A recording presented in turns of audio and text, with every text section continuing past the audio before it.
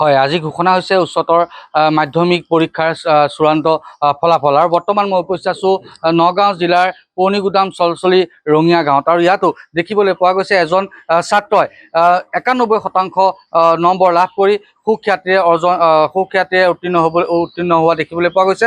মোৰ লগত বৰ্তমান ছাত্ৰজন আছে, ছাত্ৰজনৰ পৰা কিছু কথা জানিবলৈ চেষ্টা কৰিম। হয়, পোনপ্ৰথমে তোমালৈ শুভেচ্ছা জ্ঞাপন কৰিলোঁ। তোমাৰ নামটো? নমস্কাৰ, মোৰ নাম শ্ৰী দেৱাশিষ শইকীয়া।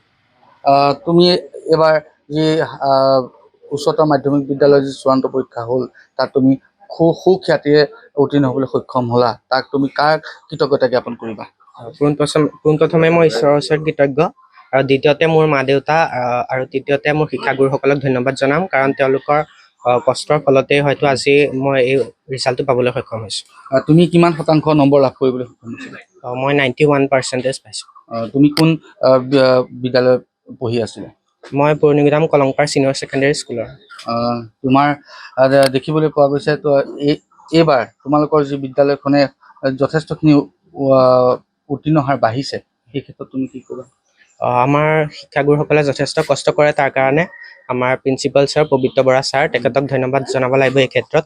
তেখেতে শিক্ষাৰ ক্ষেত্ৰকে আদি কৰি সকলো ক্ষেত্ৰতে তেওঁলোকে সহায় কৰিবলৈ মানে আগুৱাই আহে সদায়। তেওঁ আমাৰ শিক্ষাৰ্থীসকলক কিতাপ পত্ৰৰ ক্ষেত্ৰতো যথেষ্ট সহায় কৰে, আৰু এইখিনি। হয়, এই মুহূৰ্তত মোৰ ছাত্ৰগৰাকীৰ পিতৃও আছে মোৰ লগত, তেখেতৰ পৰা কিছু কথা জানিবলৈ চেষ্টা কৰিম। এটা আজি ডাঙৰ দিন, আপোনাৰ পুত্ৰই আজি উচ্চতৰ মাধ্যমিক পৰীক্ষাত সুখ্যাতিৰে উত্তীৰ্ণ হ'বলৈ সক্ষম হৈছে। আপুনি কি ক'ব এই বিষয়ে? কেনেকুৱা অনুভৱ আপোনাৰ? নাই, ভাল লাগিছে, খুব ভাল লাগিছে মনটো। মানে এনেকুৱা অৱস্থাটো যে মই তেনেকুৱা এটা ৰিজাল্ট কৰিব পাৰিছে, তাৰ কাৰণে মই ধন্যবাদ দিছোঁ স্কুলৰ শিক্ষাগুৰুসকলকো, কাৰণ তেওঁলোকে যথেষ্ট আমাক সহায় কৰিছে। মানে ফিজৰ ফালৰ পৰাও সহায় কৰিছে, কাৰণ আমি ইমান আৰ্থিকভাৱে সক্ষম নহয়। তথাপিও সেই বিদ্যালয়ত আমাক ছাৰ নিজে আহি পেলাই ক'লে যে আপোনালোকে তাতে দি দিয়ক, আমি যি আছে আমি দায়িত্ব ল'ম, তেনেকৈ ক'লে। সেই ফালৰ পৰা আমাৰ ফিজৰ ফালৰ পৰা আমাক মাফ দিছে বাৰু। আৰু শিক্ষাও যথেষ্ট ভাল। আমি মানে আগৰ ল'ৰা ছোৱালীও তেনেকৈ পাইছোঁ, তাত পাই পেলাই ছাৰৰ লগত যোগাযোগ কৰি পেলাই তাতে দি দিলোঁ, আৰু সেই হিচাপে আমি ৰিজাল্টটো ভালেই পাইছোঁ বাৰু। আপুনি শিক্ষাবৃত্তিৰ লগত জড়িত, কি ক'ব এই শিক্ষাৰ যি এই মানদণ্ডৰ বিষয়ে? শিক্ষাৰ মানদণ্ডটো এতিয়া বাৰু যথেষ্ট উন্নত আগতকৈ। হয়, এই মুহূৰ্তত মোৰ লগত তেখেতৰ মাতৃও আছে, তেখেতৰ পৰা কিছু কথা জানিবলৈ চেষ্টা কৰিম। এই পুত্ৰই সফলতা লাভ কৰিছে, কি ক'ব? খুবেই ভাল লাগিছে এনেকৈ সফলতা লাভ কৰাৰ কাৰণে। আমি যিমানখিনি তাক সুবিধা দিব লাগিছিল সেইমতে পৰা নাই। আমাৰ অভাৱ অনাটন মাজতে যিখিনি পাৰিছোঁ তেনেকেই যোগাৰ কৰি দিছোঁ। আজি এই ৰিজাল্টটো কৰাৰ কাৰণে বহুত আনন্দ লাগিছে।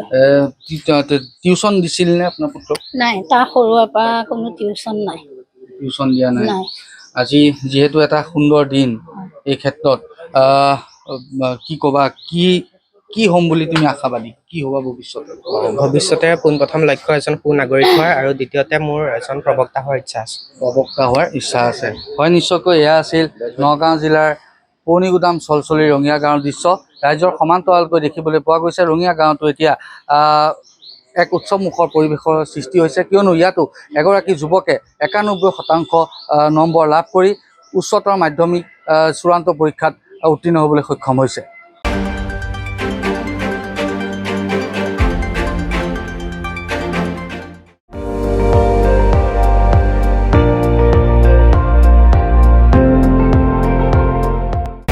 আপুনি চাই আছে ND24, সৰ্বশ্ৰেষ্ঠ নহয়, সৰ্বোত্তমৰ দৌৰ।